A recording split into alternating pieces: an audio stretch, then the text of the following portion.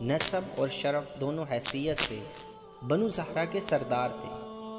اہل مکہ اس جوڑے کو دیکھ دیکھ رشک کرتے، لیکن شاید نظر لگ گئی۔